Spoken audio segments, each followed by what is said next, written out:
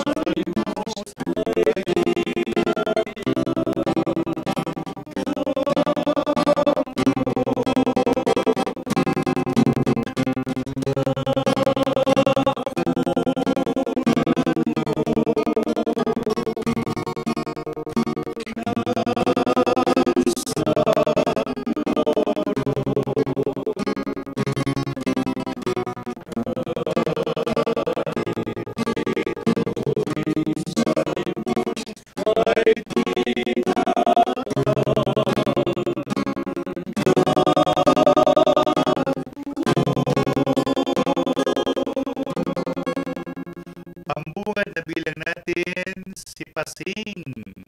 Ayan, kung di man at iba pa, hanggang alas 7 po tayo, lahat po ng pati mga guests natin nandito na. Magpakilala ka, Piping.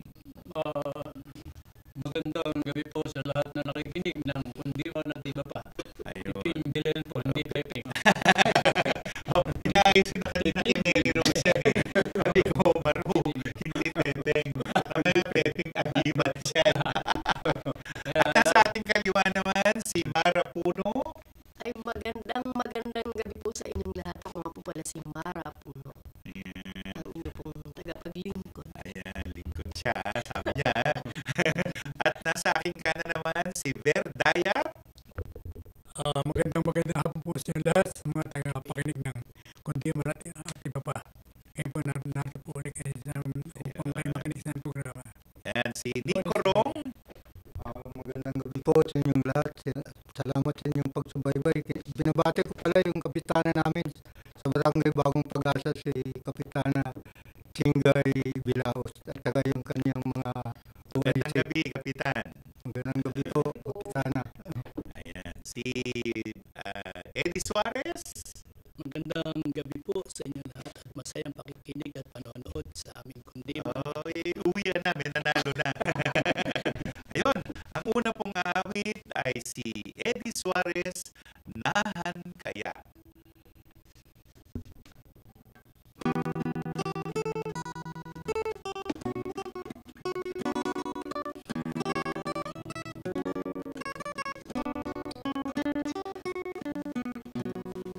Nawaglit masakali, ngunit laging nagbabalik ang kaunang laro. Nalitos na kami noon di natutunan at namay sa isip ang isang pagsuyong wagas at tunang pag-ibig. Nahan kaya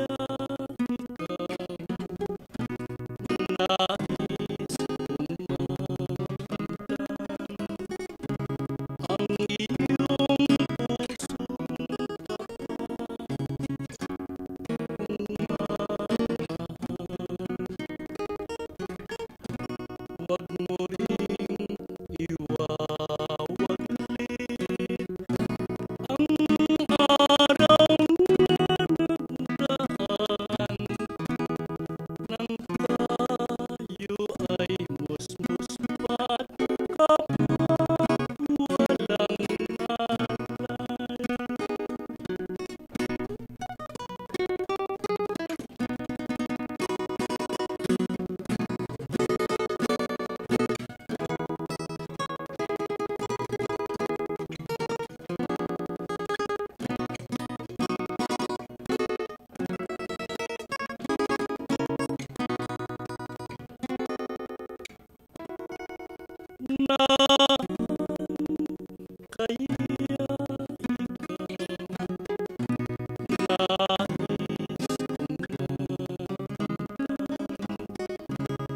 kaya ikaw nais kong makamtan ang iyong pusong kung mamahal. Huwag mo ring iwawaglit ang araw na nagdaan nang tayo ay musmuspat kapag walang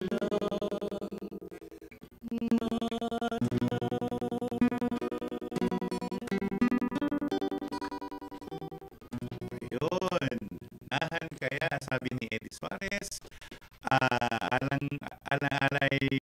Inaalay namin ang programang ito para kay PBS Director Dindo Amparo, kay ating station manager si Marinela Texon, sa ating techman na nandun sa aquarium, si Julius Ungab, yung sinundan natin na nag-program din si Maru Rosero, si Hazel Morada, para rin kay Cheche Ayuste. Siyempre, misis ko, baka magalit sa akin yung pag-uwi ko. Yung nagdi-deliver sa atin ng pagkain, sila Mina Aragon, Simply Bas, kumusta ka na dyan? Si Raj Sambatla, at yung kanina magkasama kami nito ni Ate Violi Yap, at saka yung taga Malolos, si Josie Katinti. Ang susunod naman na awit ay Pakiusap, sabi ni Berdaya. Actually, yung tugot ko kaya nakita ko siya lingkod ito eh. Ano siya taga Lubang Quezon, si Cora Octales. Nakikinig siya ngayon. Ay, kumusta ka na, Cora? Ay, ganda kay Cora Malyari at kay Nolito Gregorio. Para sa inyo lahat.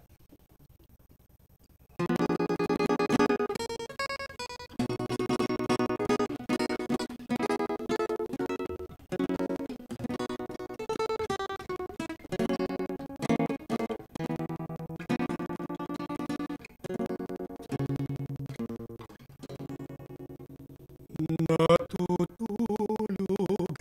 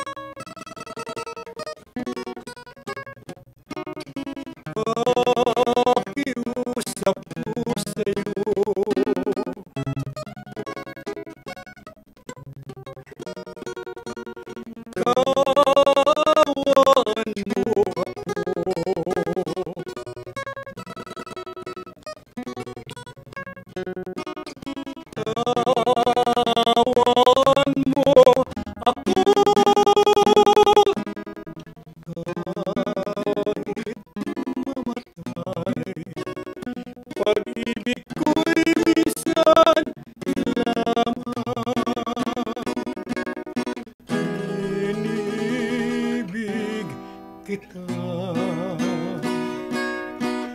magpakailan paman.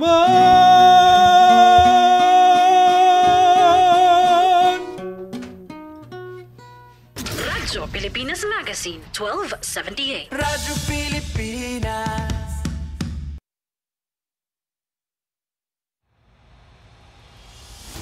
Ano ang malawakang digitalization na isinusulong ni Pangulong Ferdinand R. Marcos Jr.? Bakit ito mahalaga? Digitalization will support the government's data-driven and science-based planning and decision-making. It is the greatest, most powerful tool, not just to improve the ease of doing business, but also against many forms of graft and corruption. Ang Phase 4, 5 at 6 ay magpapatuloy sa mga lugar mula Central Visayas hanggang Bar. Hangad ni Pangulong Ferdinand R. Marcos Jr. ang lipunang moderno, malikhain at kaya makipagsabayan sa mabilis na pagbabago ng teknolohiya. At dahil sa digitalization, mas magiging transparent at customer-focused ang ating government services. Tuloy ang paglalakbay tungo sa bayang digital sa isang bagong Pilipinas na makatao, makabago at progresibo.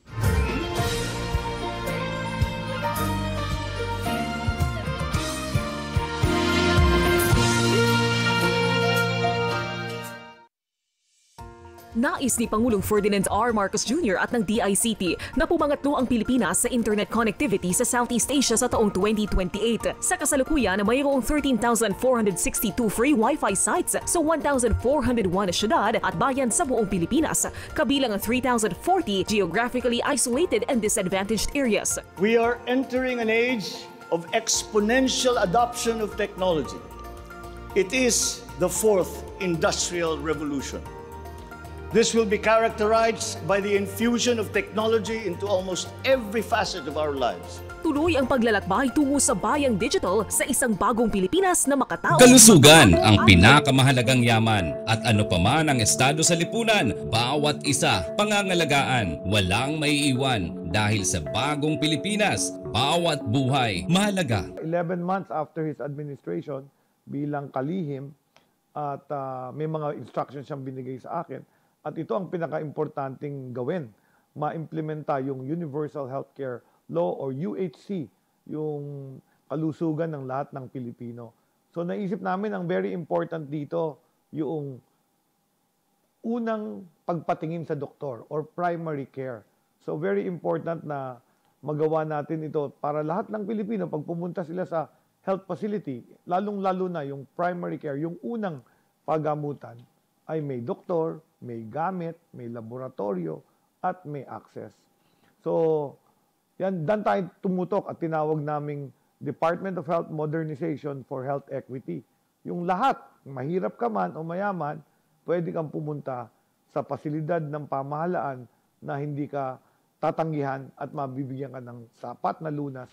Hindi pagpapaganda lamang, kundi kapakinabangan ng ating mga kababayan ang ginagawang rehabilitasyon ng Ilog Pasig. Kaya mayroong mga commercial spaces, mga modernong amenities. Ang Pasig Bigyang Buhay Muli Project ni Pangulong Ferdinand R. Marcos Jr. tatapusin ito sa loob ng 3 taon. Ito po ay para sa susunod ng mga henerasyon na harinawa ang proyektong ating maiiwan ay ehemplo ng ating sundan. Bagong buhay para sa Pasig River, bagong mukha ng pag-asa at pagunlad para sa bagong Pilipinas. Hindi lamang bahay kundi 1.7 milyong hanap buhay ang nililikha taon-taon ng 4PH o Pambansang Pabahay Pilipino Program ni Pangulong Ferdinand R. Marcos Jr. Bawat isang bahay na maibibigay ng programa, 80 industriya ang matutulungan. Sila ang mga naghahanap buhay at mga trabahador sa sektor ng konstruksyon hanggang sa mga supplier.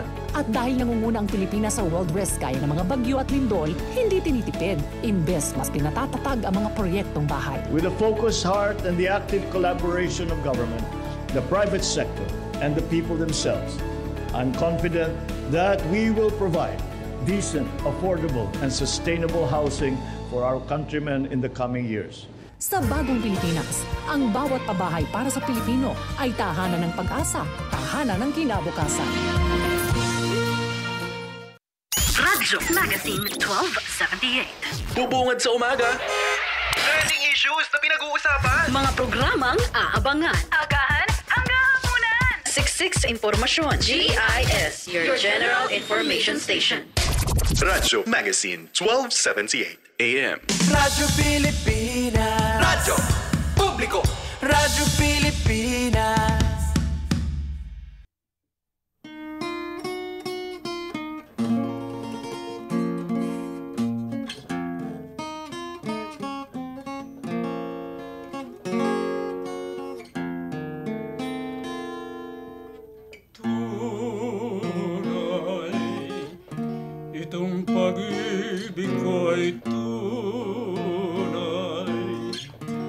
ako'y iyong paniwalaan, kita'y minamahal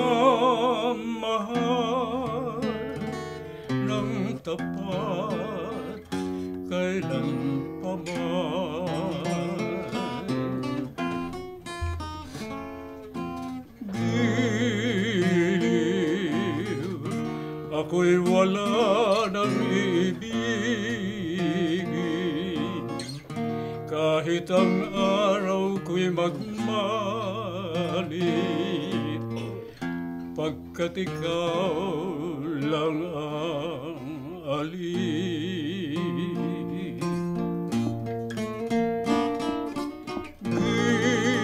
Giliw, maniwala ka sana na ikaw ang pag-asa at ikaw ang gandang sinasamba.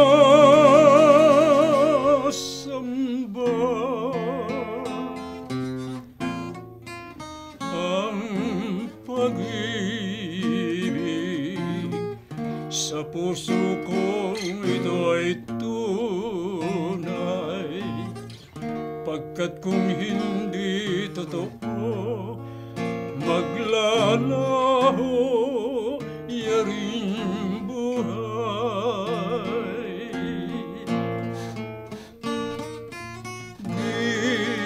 Giliw, maniwala ka sana na ikaw ang pag-asa at ikaw ang gandang sinasamba.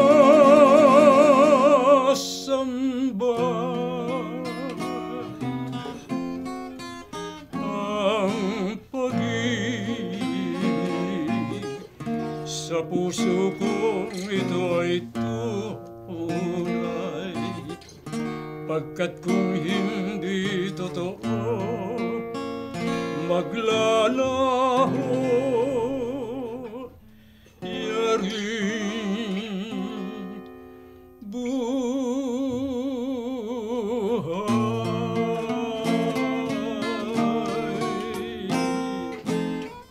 Yan, si Peping de Leon, maniniwala ka rin. Saan mo hinukay yan, Peping? Ante, inihandog ko na sa mga tagapakinig ng kundi mati, iba pa. Nakikinig yan ngayon, Dr. Dilan Santos. Ayun, para po sa inyo, Doc. Si Mark Macali. Si Corazon Malyari. Corazon Malyari, binati na ni Ber. Nabati na niya. Naagawa ka na. Naagawa. Tatlo kami bumabati. Kay Cora. Oo. Ayan, susunod naman na awit naman ay si Nico Rong, Ikaw ang Buhay.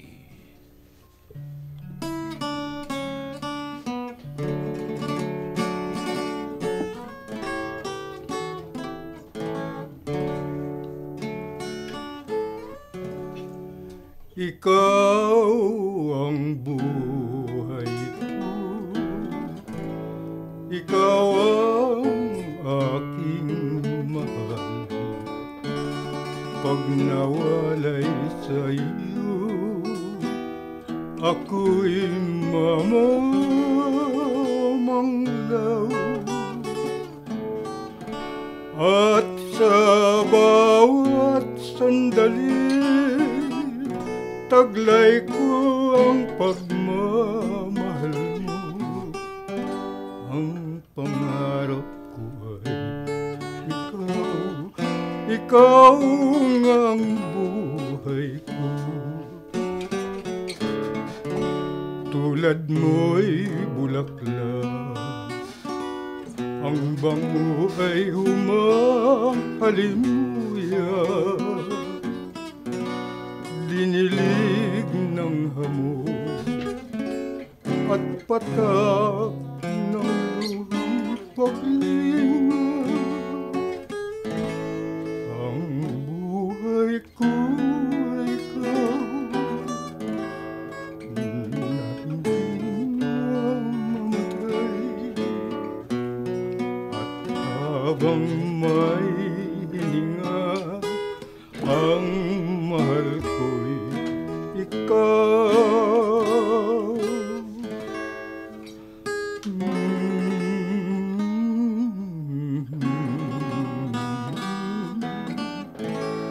Lalari, lalari, pag nawalay sa iyo, ako'y mamamanglaw.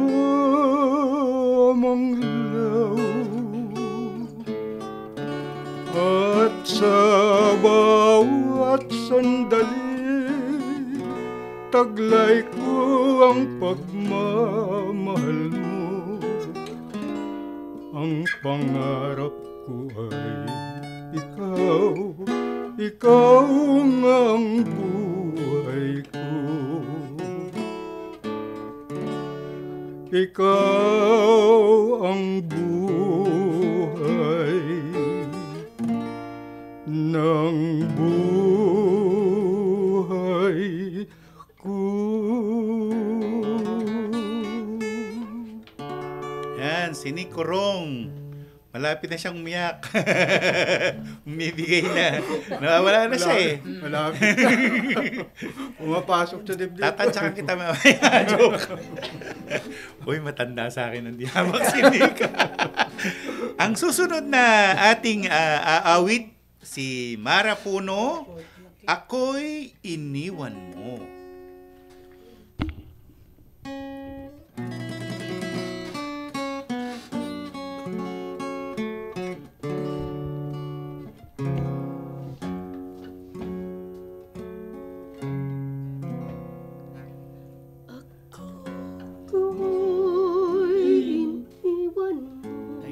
Wait lang po, may technical problem po tayo, ha?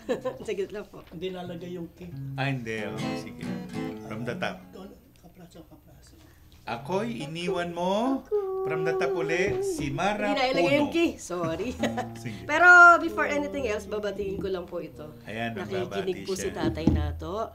Si Ate Agay. Ate Agay, hello po. Tapos po si Ate Lily. Sabi si Mara, ako po yun. Si Mara ay galing din po sa Boy Singers.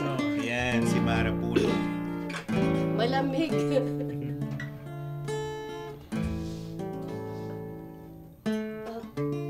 Ako'y iniwan mo, iniwang may dusa, at walang awang winasag mo ang ating sumpaan. Ngayon ako'y sabik sa iyong pagmamahal, luha at bigati kaulayaw sa tuwi-tuwi na. Bakit nagkaganyan ang iyong pagmamahal? Di ba pangako mo, tanging ako lamang hirap nang siya ay dumating. Bigla kang nawala nang muli kang makita. Ikaw pala'y kapiling niya.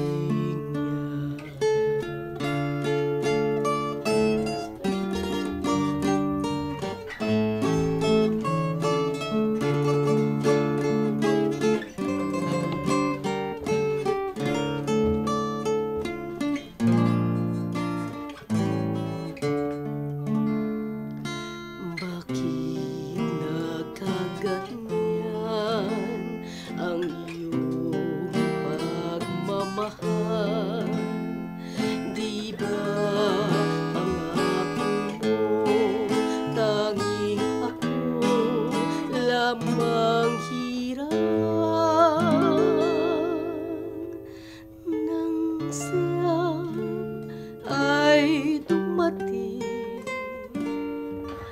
bigla kang nawala, nang muli kang makita, ikaw pala'y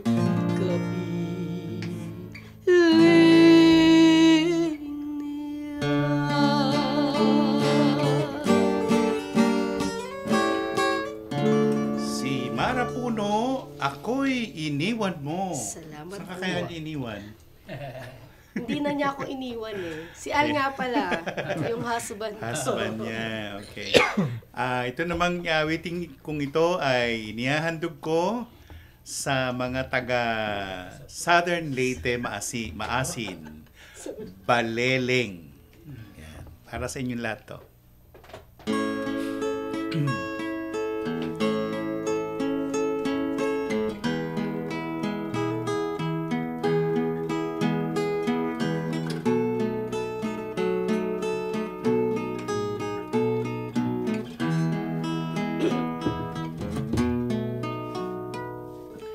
Mutya ka baliling sa katahon,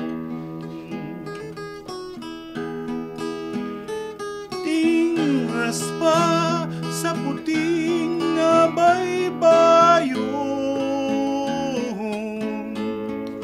sa kasingka panganduyon.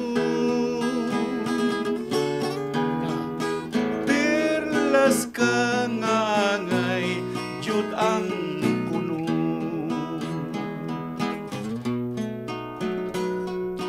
Pila na baliling layo-layo, singtang kay baliling pasibuto.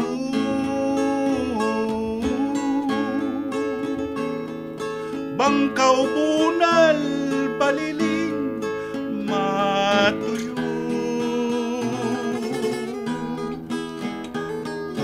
uroy ang kaw baliling pamalayo.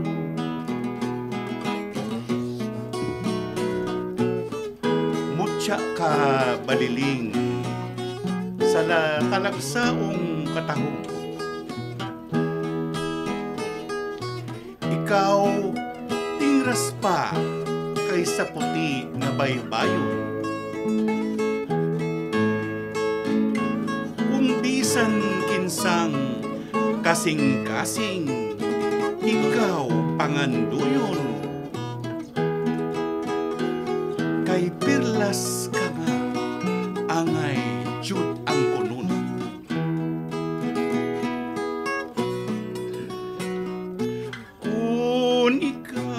Baliling ang mawala, kung ikaw baliling di ko makita, gugma ko baliling magana, taliwaning laud sa mga luha.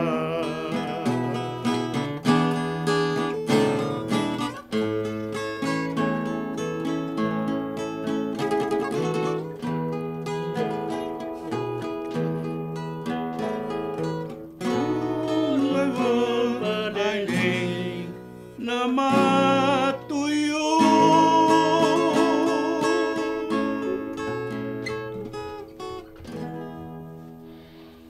Radyo Pilipinas Magazine, 1278. Radyo Pilipinas. Download the future.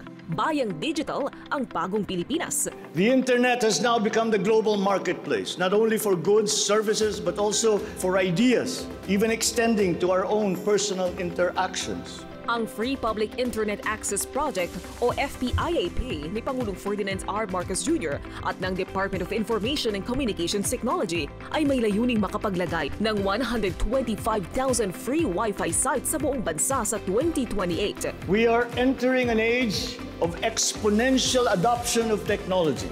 It is the fourth industrial revolution. This will be characterized by the infusion of technology into almost every facet of our lives. Konektado ang buong sambayanan. Walang Pilipinong mapag-iiwanan. Bayang Digital, ang bagong Pilipinas. Ngayong 2025, may 2,000 pamilya sa Bukawi, Bulacan na ang makakamit na ang pangarap na magkaroon ng matibay at disenteng bahay.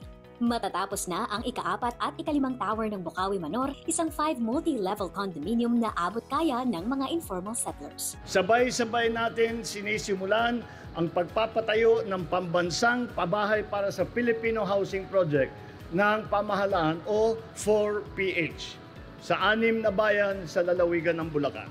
Sa bagong Pilipinas, pangarap mong bahay, bibigyan buhay ng 4PH program. Magnet sa Ilocos, Bicol Express sa Bicol, Lechon sa Cebu, mga katangi-tanging putahing Pilipino na umakit sa panlasa ng mga turista. Food, culture, heritage, the arts, education, halal, Islamic traditions, dive, cruise, farm and ecotourism, even sports have now become potent subjects and products of a nation's tourism. Marami nang nailunsad na programa si Pangulong Ferdinand R. Marcos Jr. at ang DOT upang lalong lumakas ang gastronomy tourism sa bansa. Pinagtuunan din ng pansin ng ating pamahalaan ang wellness tourism na patuloy na lumalago ng 12% annually kumpara sa global average na 7% at nakapag-ambag ng 65 billion pesos sa ekonomiya. Sa bagong Pilipinas ni Pangulong Ferdinand R. Marcos Jr., ang gastronomy tourism at wellness tourism ay magkaagapay para sa malakas at masiglang mamamayan.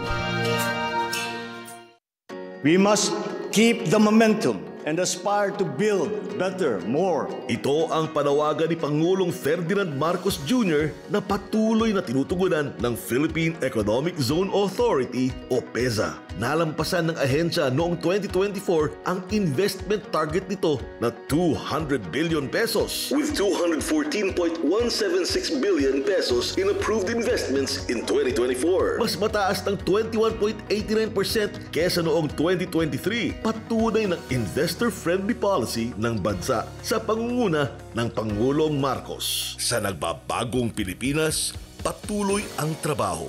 Patuloy ang pagbabago. Nakakatuwang isipin na patuloy ang paglago ng bilang ng mga turista taon-taon. Let us now go to tourism because we in the Philippines have no less than 7,641 beautiful reasons to tap the potential of our tourism sector, for which our archipelagic nation is internationally renowned and from which many Filipinos derive their livelihood. Dahil sa mas maayos sa mga daan, pantalan at paliparan, mas napaganda ng Administrasyong Marcos Jr. at ng DOT ang overall experience sa mga turista. Nakapagtala ng 3.36 trillion pesos na kita ang Philippine tourism noong 2023 o 8.6% na ambag sa Gross Domestic Product o GDP kumpara sa 5.1% lamang noong 2020 at mahigit 16.4 million na mga Pilipino ang nakinabang sa paglago ng turismo. Yan ang maunlad na turismo para sa Pilipino ni Pangulong Ferdinand R. Marcos Jr.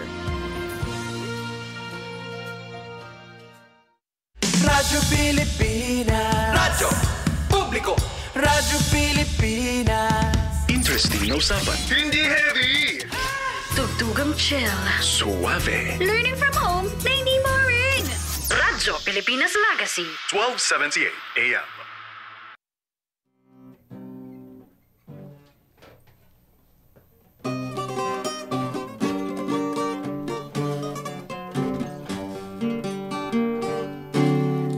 Ang halik mo'y alaalang di malilimutan magpakailanman. Sa mga pangarap, ano man yata ang gawin sa buhay. Ang halik mo'y parang luparin na darama iniwaraw-araw.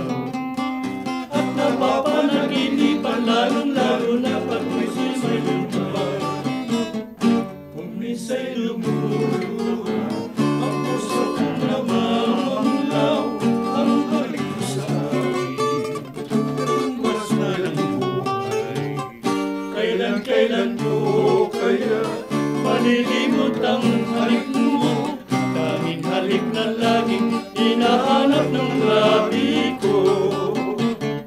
Kung minsan'y lumuluha ang puso kong namamanglaw, ang halik mo sa akin katumbas na yan buhay. Kailan ko kaya malilimot ang halik mo, tanging halik na laging hinahanap ng labi ko.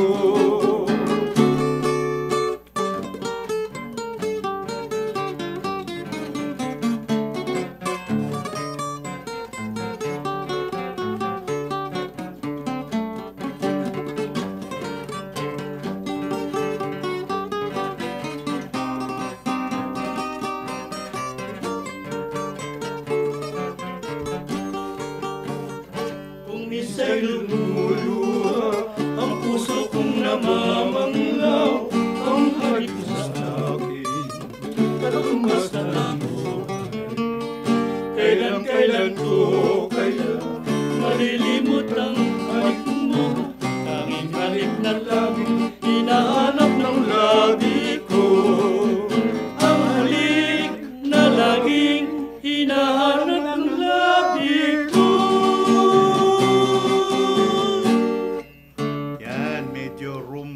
Ang ano na to, kaya patumba-tumba.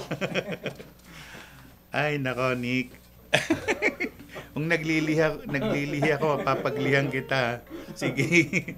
Ang unang awit naman sa actually second up na tayo, si Eddie Suarez, Sa Sulyap Mo.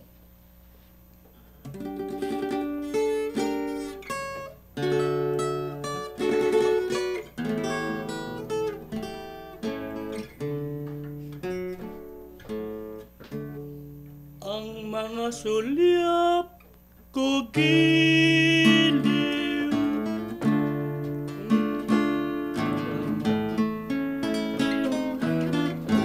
ay mababatid mong tunay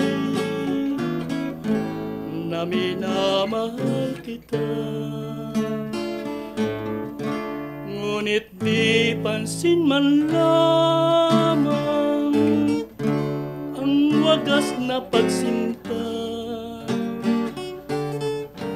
kung kaya sa pag-ibig ang puso ko'y nagdurusa. Ang awit kong ito, kung iyong maririnig, sa'yo'y maghahati ng pag-ibig, pagkat sa labi ko ay hindi masambit ang tapat na pagsuyong nagbuhat sa aking dibdib. Ako'y nangangamba, sa'yo'y ipagtapat, kaya sa pagsulat ihahayag ang aking pagsinta. Kung mayroong sulyap man lang sinta ay aking ipadama. Sa sulyap man lang sinta ay aking ipadama.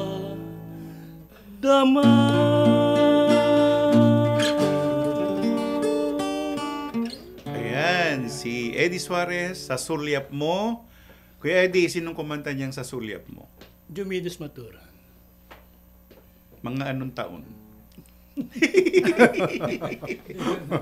Matagal mo nang nagigitarahan si Joming, no? Si Jumides ang unang nang gitarista ko. Yun. Kinapiping, yan.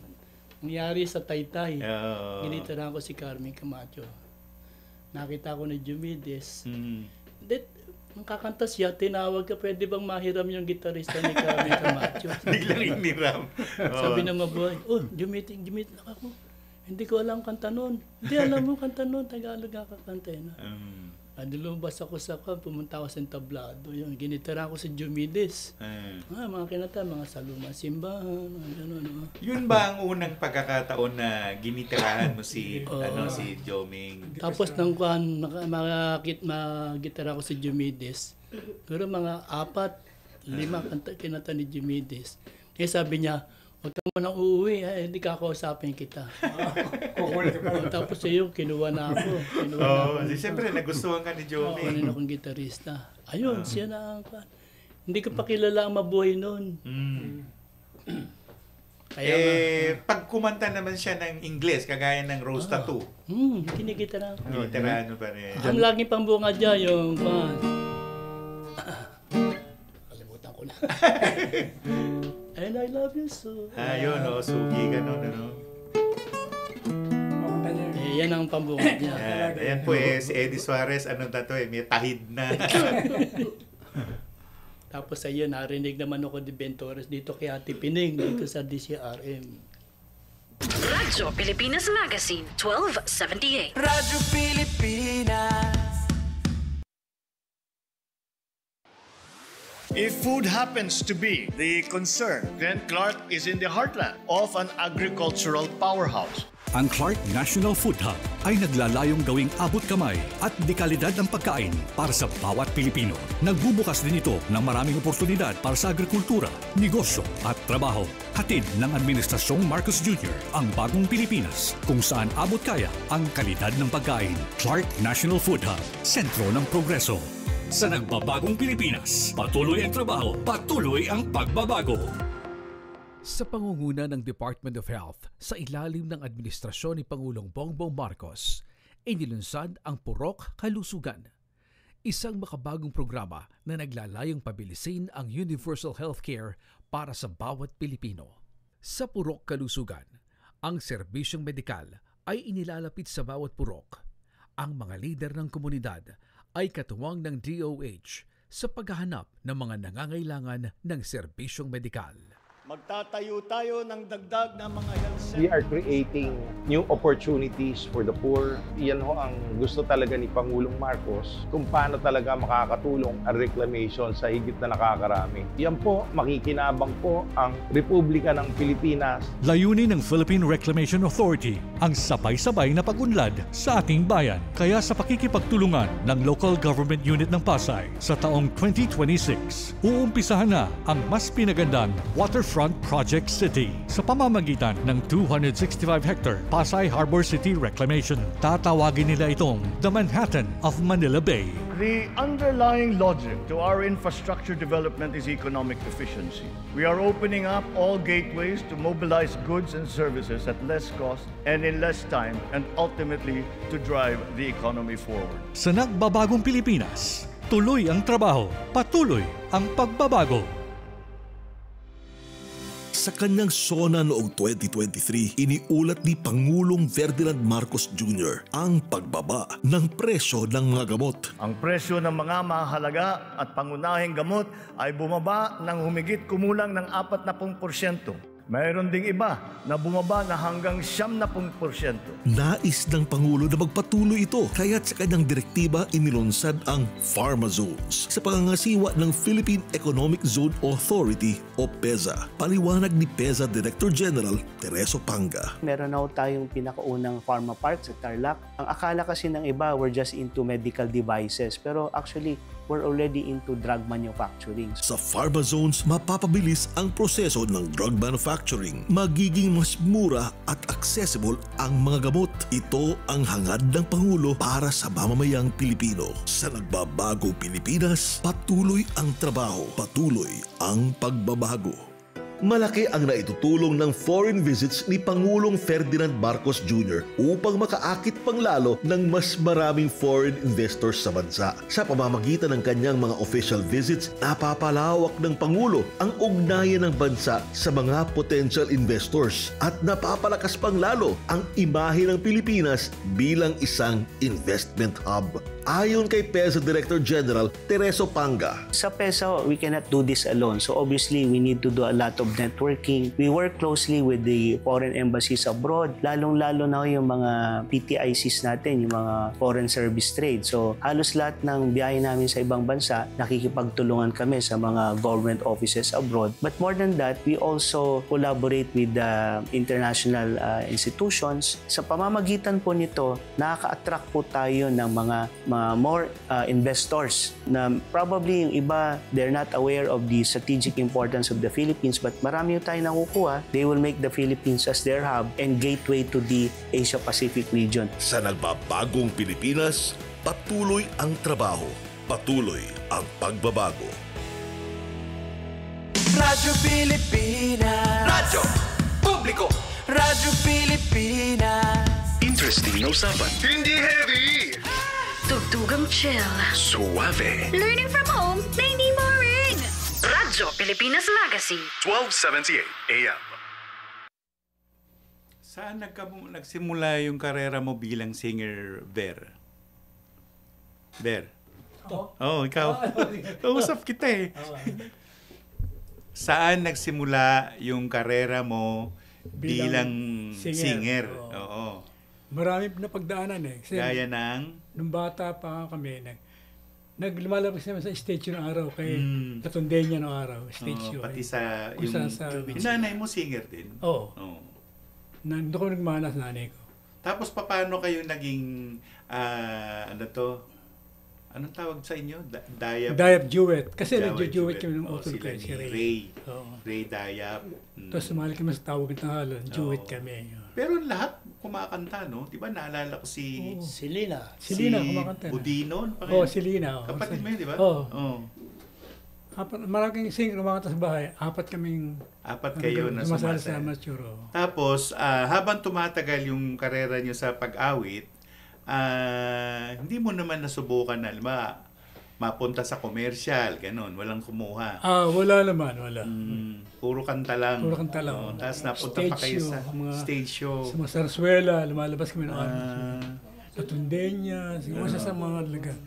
Tatadar mo, maraming samahan na. Ano yung naging karanasan mo sa tawag ng tanghalan? Nung mag-audition kami sa tawag, marami kaming best nag-audition na hindi ka pumapasa. Ang pumasa. Ako naman umatras. Sa haba ng pila. Oo, kung gano'n, haba ng pila. So, pinagtsagaan ninyo. Pinagtsaga kami, Kasi minsan nasasawa ka, balik-balik. Kaya, tsaka natakot ako nung, ay, ganito karami ayoko na. Nag-audition kami, pumasa kami sa tawag. Nagantay kami na 8 months pa para kung makakanta. Matawag. Medyo no? Ang daming schedule. Tsaka marami ring kasi mga pumipila na magagaling din magsiya. Marami, Minsan pag kami magaling champion, iiwas ka pa sa patatapusin mo ng champion. Champion, kaya nga may champion pa eh. Ba't naman si Ray parang hindi na kumanta o ayaw niya na? Kasi siya, nag-abroad eh. Nag-abroad. Nag-Saudi siya, tapos nag-Australia siya. Ikaw naman dumami ang angkan mo. Nag-Saudi. Maraming anak si Ber. Ang awitin ni Ber ay Laganap na ang Dilim. Inando ko sa mga taga-Santolan, andyan si Shirley, si Sarah. Nakikinig sa atin ngayon. Sa inyo lahat.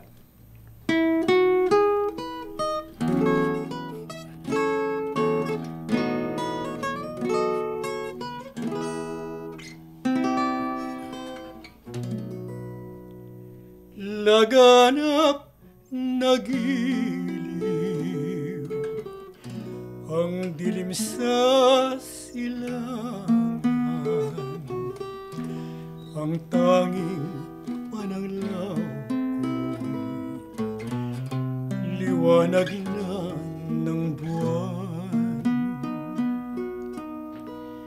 Sinasalamin ko ang tubig sa batisan, nagbabaka sakali kita'y matagpuan,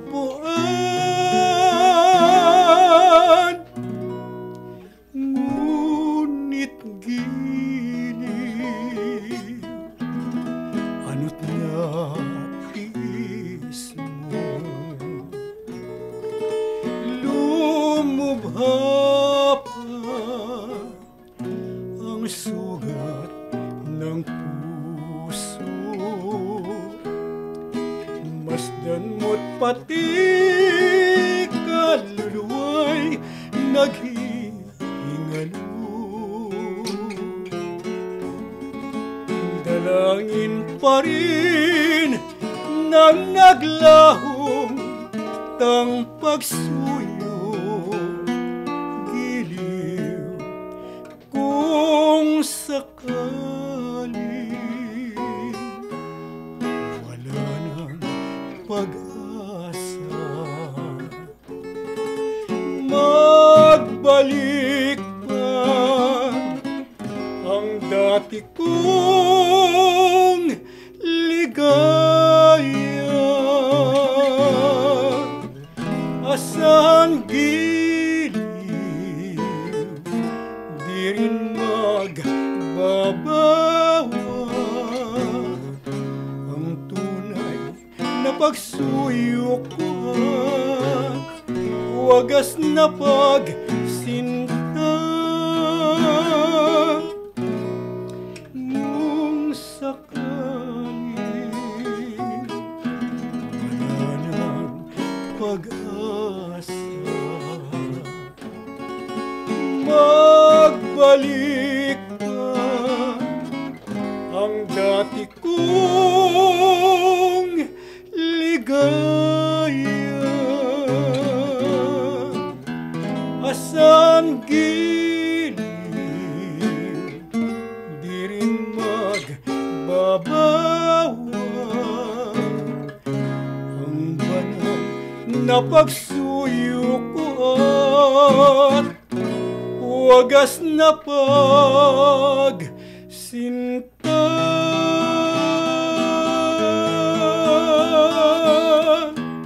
Yun. Laganap na ang dilim, sabi ni Berdayap. Eto, kaming tatlo nito, mga tatlong itlog to eh. Nagkasama-sama tayo sa pelikula, pero hindi na ipalabas. Oo. Sayang, no, Kuya Eddie, no? Hindi pa nalapalabas. Baka lasenggo kami dun eh. Yung si Madrigal, yung bidang lalaki, ano din, lasenggo rin. Wala naman kaming dialogue. Parang ano lang yung... Tambay lang tayo. Tambay lang sa... Tambay sa kato sa tindahan. Sa may tindahan. Oo, naisip ko yung pelikula na yun eh. Tatagay eh. O yung tanggero. Tapos may mga hawak na gitara. May bote. May bote. Tapos, hindi na ipalabas eh. Hindi natin Meron nabigyan kayo ng talent fee doon. Meron naman. Salamat naman ah. Pamasahe. Kasi ako iniisip ko na ano ako doon eh. Na-shoot ako doon eh. Yung isang ko natin itinakbo ng director. Yung sa Sinandoming, no? Oo, Sinandoming. Nakasama ba si Ber sa Sinandoming? Nakasama ka? Sa Sinandoming? Hindi ata ang kasama natin Tessie Lagman. At saka ang isa sa bida doon si Konsihal Lou Veloso ng Maynila. Si Lou Veloso ang nakaburol. Oo. Natatanda ko pa, ginanta natin yung Orasan ng Pag-ibig eh. Ang gitara si Raymond at saka ako. Oo. Pamagat talaga yun, napalabas sa sinihan. Ang pamagat Sinandoming. Si Sinang at saka si Doming. Ayun, na-shoot ulit kami doon. Parang tunog din. Nakuha naman yung budget. Bigas. Pero kasi sila... Nakuha na kumuha. Nakuha ng direktor. Pero hindi binigay sa amin. Pinulsa ni Direk. Ay, nako Lord. Ganyan ang buhay. Ganyan ang buhay ng artista. Pag hindi ka medyo alerto, nagtago na si PA, nagtago na si yung taga-bigay ng sweldo, at ikaw naman naiwan ka na sa probinsya. Etas, wala kang baong pera, paano? Paano kang uuwi? Buti na lang maraming gasolina si Tony. O libre kayo sa akin nun Nakikisakay sila sa amin nun Tesin mo sa pagkain. Si Tessie Lagman naman sa pagkain ng... Actually, may programa rin si Tessie ngayon Pa-plug natin. Musically Yours Tessie. Oo. Tinapos niya na yung buhay ng sama-sama. Binago na. Nawala na. Kasi ayaw mo sumama Oo, yung 4S na wala na. Naging Musically Yours, Tessie. Si Ate Tessie, matagal na rin sa industriya ng showbiz. Oo, tagal na yan. Tagal na Ilang taon na ba? Kasi mga tanong ng mga kaibigan ko Tessie Lagman, buhay pa ba yan? Kasi matagal na siya. Oo, tagal na. At actually, si Tessie Lagman, sang-ayon sa kanya, nagsimula siya sa DCTC sa Tarlac. 16 anyos lang siya noon. Dinaya yung edad. Kaya lumusot siya. Yun. At ang sang-ayon din sa kanya, ang nag-break sa kanya talaga, yung asawa ni Seni Salustiano. Dominic. Yung Dominic Salustiano, tinanong siya, gusto mo bang manalo? Sabi niya, yung kanta mo, hindi panalo yan. Pinabago kay Tessie Lagman yung kakantahin. Pinabago ni Dominic Salustiano. Hindi panlaban yung kakantahin. Oo. Dominic yun.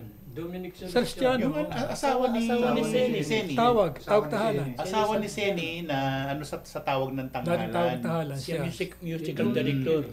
Dominic pala. Dominic Salustiano.